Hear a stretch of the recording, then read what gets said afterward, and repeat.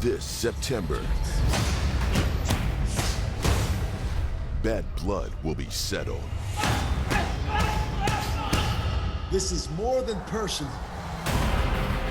The long-awaited trilogy. There's real bad blood here. Canelo versus Triple G. September 17th, live on DAZN pay-per-view. Visit DAZN.com. Hey guys, this is Melissa Zad for Into Boxing, and I am delighted to be joined by, once again, the happiest coach on the circuit, Mr. Steve Broughton. How are you doing? I'm alright. Yourself? I'm good. Are you happy? I'm happy, yeah. Can't complain. Decent enough performance. So, how was he? Was he moody? Do you know what? I actually said in the interview, like, I don't know if it was the fact that it was last minute and he took it and he got a stoppage, but he was actually quite positive about himself. That makes a change. If that's the case, then I'm happy. Yeah.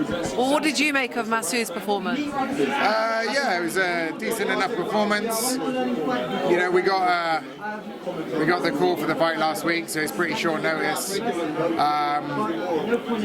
weren't really sure when he might get out next, so Masood's always pretty fit anyway. So you know, he had his last fight. He had a little bit of time out of the gym because he hadn't really had time out of the gym since he's turned over, so he had a bit of time out.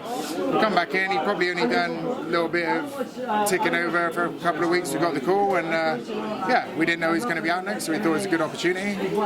Awkward opponent, but I think he was, in comparison to the last fight, I think he was a little bit more composed. Got a little bit excited when he landed a good shot, and he could have picked him a little bit better, but 9 days notice, good performance, got the stoppage, move on.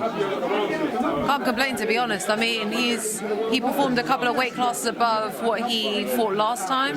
Obviously, last time he had his first 8-rounder at Super Bantam, and today he fought a Super Feather 6-rounder, probably because it was last minute, if I'm not mistaken. But he mentioned that he went over to spar Kakachi. Do you feel like that experience helped him and got him in good stead for tonight? Yeah, I mean, one, it's just good experience anyway. You know, Kakachi's a bit further down the line than him, and obviously he's fighting for an IBO world title on the 24th. I mean, like, you can't really say they're similar. I'd say the best thing about sparring Kakachi is he's quite an awkward, he's got an awkward style, and he throws punches from strange angles, which that guy's quite similar. He doesn't have the power or he doesn't set up shots like Kakachi, but that's quite good preparation. Most journeymen just tuck up and kind of move around and don't give you much. That guy gave him a little bit to think about, which is good, and yeah, I think it was ideal preparation. Do you know what? I actually had to look at BoxFit and look at that guy's record because he was so awkward and actually was landing some stuff quite well that I was like, what's his game plan here, you know? Yeah, he is that type of guy. Like, you know, he isn't like the kind of just dead bag that you get whilst who just moves around the ring and they just absorb punishment. Like, he has a little look, he's got a bit of awkward movement, he gives you something to work off, so yeah, it was perfect. Obviously, yeah, Masood, fantastic. He's talking about doing another fight at Super Bantam, just to really make sure that he's at a good place with his weight, and then make a decision on which weight division he wants to fight for a title in. That's the plan, yes? Yeah, I mean, that was always the plan anyway, to have that last fight at Super Bantam and then have another one to see how we felt with the weight.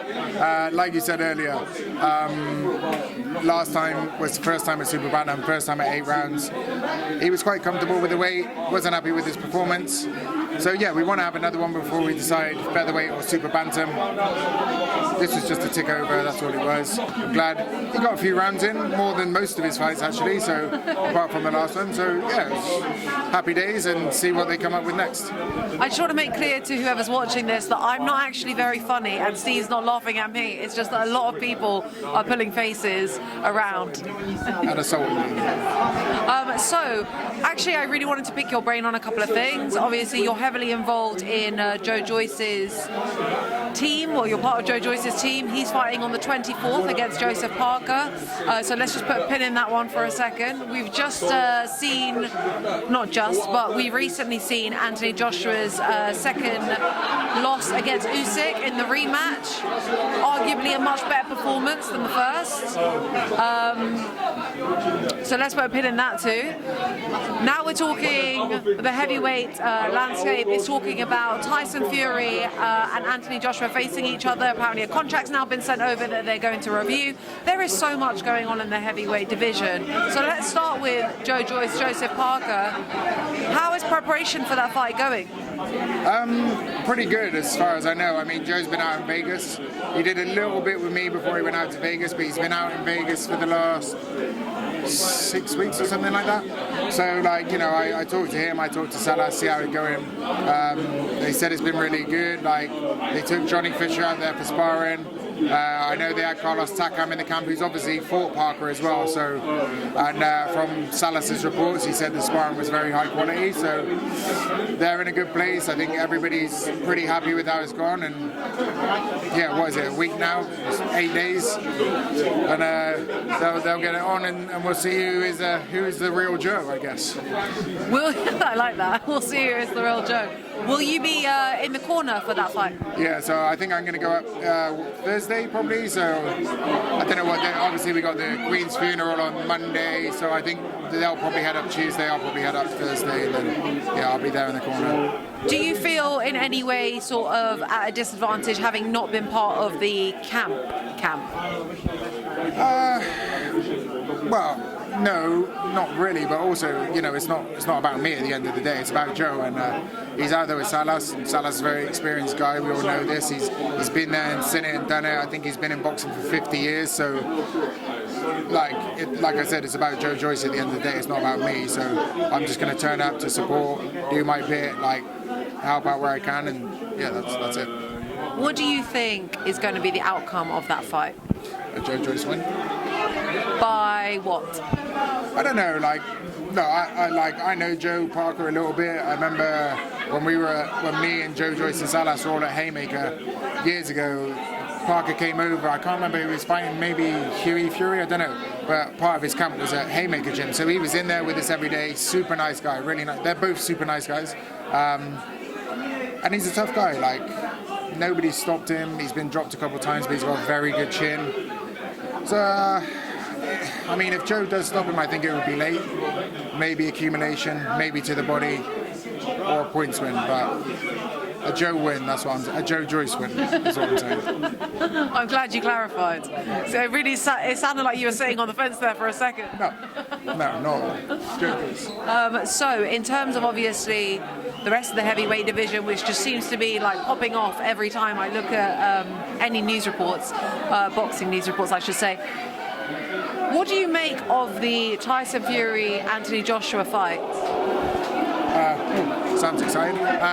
Yeah, I mean, a fight that should happen, a fight that probably needs to happen. Like, it would be a shame if both of those guys got to the end of their careers and they never fought. Obviously, a massive fight for the UK, so I think it's a fantastic fight. Hopefully, they can put together the pieces that they need to get it signed, sealed, and delivered, and then, yeah, good early Christmas present if it comes, I guess.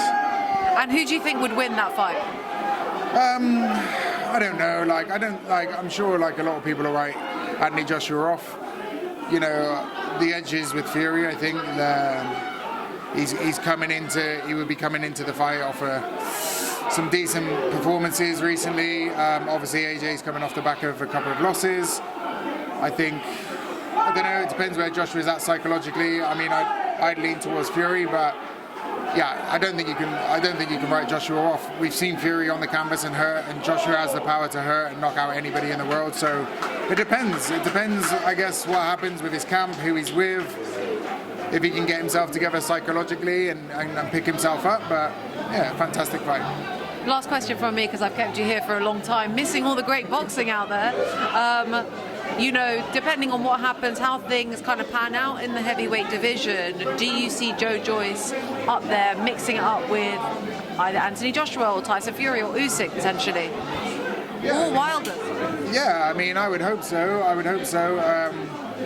You know, I think Joe is already the interim champion, if I'm not mistaken. I think that was like a stake in the Takan fight, so I'd have to double check. But the landscape is still quite confusing. Even if Joe goes and absolutely demolishes Joe Parker, you know, we don't know what happens next. What if the AJ Fury fight doesn't happen, and the Fury and Usyk fight does happen? Then, you know, it's an undisputed fight. That means Joe has to wait still, has to find other fights. So it's too open to really say, oh, but can Joe mix it with the best guys in the world? Yes, I think so. Is he going to prove that next Saturday? Yes, I think so. And then hopefully he can get one of these top guys. Yeah, Wilder. Who's he got next? He's got a fight, hasn't he? I can't remember who it is either. But I mean, if that doesn't happen, Joe will fight anybody at the end of the day. You know, he wants to put his name out there. A lot of people say he can't mix it with the top boys, and he's keen to show that he can. So I'm sure whatever they put in front of him, he'll be happy to take. He can juggernaut his way through. Exactly, that's what it's about. Steve, thank you so much for your time. I appreciate it. Thank you very much.